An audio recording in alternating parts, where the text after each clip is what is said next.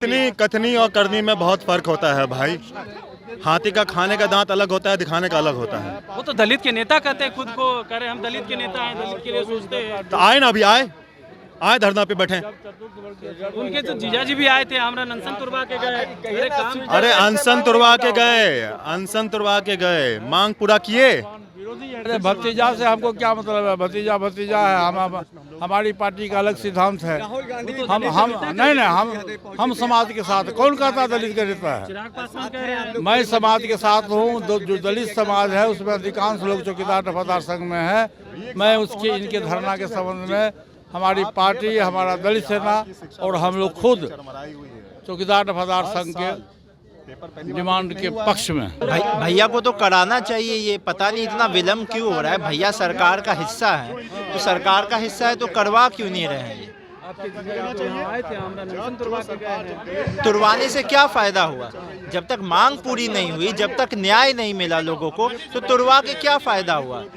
झूठे से आश्वासन से किसी का घर नहीं ना चल जाएगा। चौकीदार दफादार तमाम जो लोग हैं वो पहुंच गए हैं धरना स्थल गर्दनी बाग। और इसी बीच देखिए पूर्व केंद्रीय मंत्री पशुपति पारस और राष्ट्रीय लोक जनशक्ति पार्टी के प्रदेश अध्यक्ष पूर्व सांसद प्रिंस पासवान, उनके भाई यशराज और तमाम पार्टी के नेता पहुंचे हुए हैं इनके एक दिवसीय धरना में, क्योंकि इन लोगों की जो मांग है उन मांगों को लेकर के आइए बातचीत करते हैं। सीधे जो है प्रदेश अध्यक्ष और राष्ट्रीय अध्यक्ष पशुपति पारस है, उनसे क्या कुछ कहते हैं। क्योंकि पिछले बार चिराग पासवान, केंद्रीय मंत्री चिराग पासवान के जीजा अरुण भारती सांसद पहुंचे हुए थे, इन लोगों का आमरण अनशन तुड़वा दिया और कह रहे थे कि सीएम नीतीश कुमार से बात करके आप लोगों की बात को हम मनवाएंगे।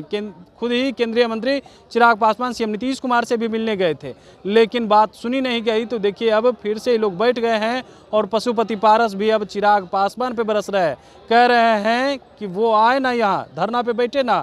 सिर्फ जो है कहने से होता है क्या? कथनी और करनी में अंतर होता है क्या? कुछ कहते हुए नजर आ रहे हैं प्रिंस पासवान, पशुपति पारस और यशराज। सबसे पहले आप वो सुन। नहीं, हम लोग देखिए जितने भी यहाँ धरना में हमारे साथी हैं और जो एक दिवसीय महाधरना हम यहाँ आयोजन किया गया है चौकीदार दफादार संघ के द्वारा, हम लोग उसके साथ हैं। जो दलित सेना हम लोगों का जो नॉन पॉलिटिकल संगठन है उसके द्वारा भी हम लोग यहाँ पे धरना में हम लोग बैठे हुए हैं। और बिहार सरकार जब तक इनके मांगों को पूरा नहीं करेगी हम लोग इनके साथ हैं। इनके साथ पिछले बार भी लोग आमरण अनशन किए थे, लेकिन हमें नहीं पता कौन लोग आए नहीं आए, क्या थे, सत्ताधार के थे नहीं थे, लेकिन यह धरना चलता रहेगा आगे। जब तक मांग पूरी नहीं होगी तब तक ये धरना रहेगा।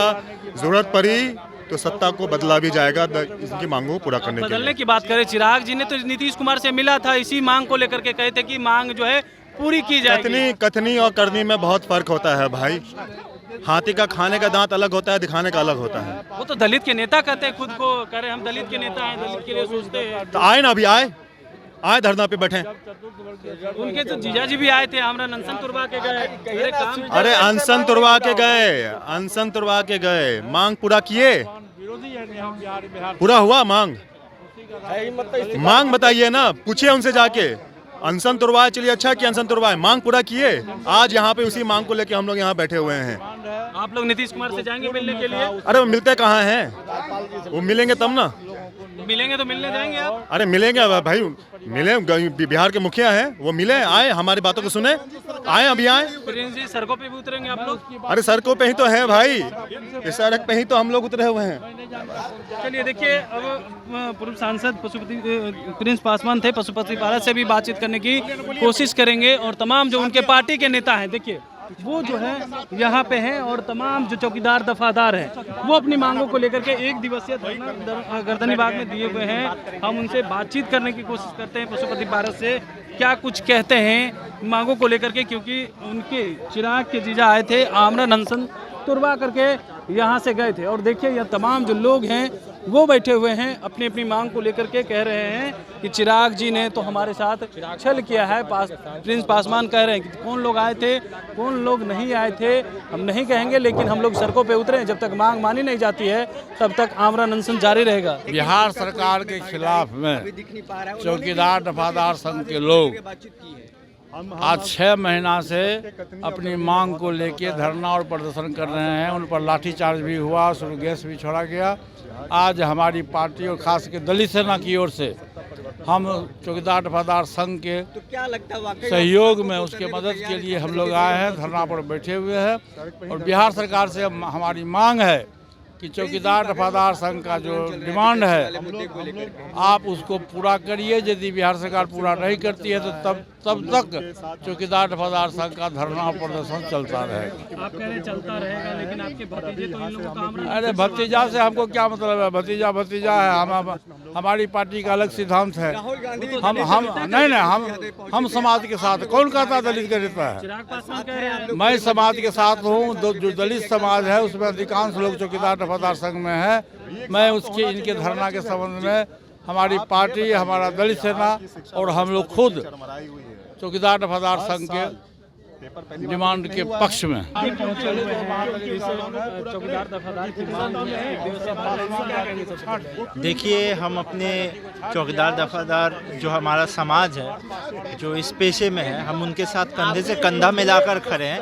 इनके साथ काफ़ी अन्याय हो रहा है और जो कि इन पे आश्रित लोग हैं उनके बारे में कोई विचार विमर्श नहीं किया जा रहा है। तो ये बहुत गलत हो रहा है जो इनके साथ हो रहा है। इसी क्रम में आज हमारे पिताजी, हमारे भाई और हमारी पार्टी के सभी पार्टी के तो नहीं, ज़्यादातर आप समझिए दलित सेना जो हमारा संगठन है दलित सेना, उसके सारे लोग हम यहाँ आज इकट्ठे हुए इनके साथ कंधा से कंधा मिला। आपने भाई की बात की, चिराग की भी तो आपके भाई हैं। वो भी कह रहे हैं कि नीतीश कुमार से भैया को तो कराना चाहिए। ये पता नहीं इतना विलम्ब क्यों हो रहा है। भैया सरकार का हिस्सा है, तो सरकार का हिस्सा है तो करवा क्यों नहीं रहे हैं? तुरवाने से क्या फायदा हुआ? जब तक मांग पूरी नहीं हुई, जब तक न्याय नहीं मिला लोगों को, तो तुरवा के क्या फायदा हुआ? झूठे से आश्वासन से किसी का घर नहीं ना चल जाएगा।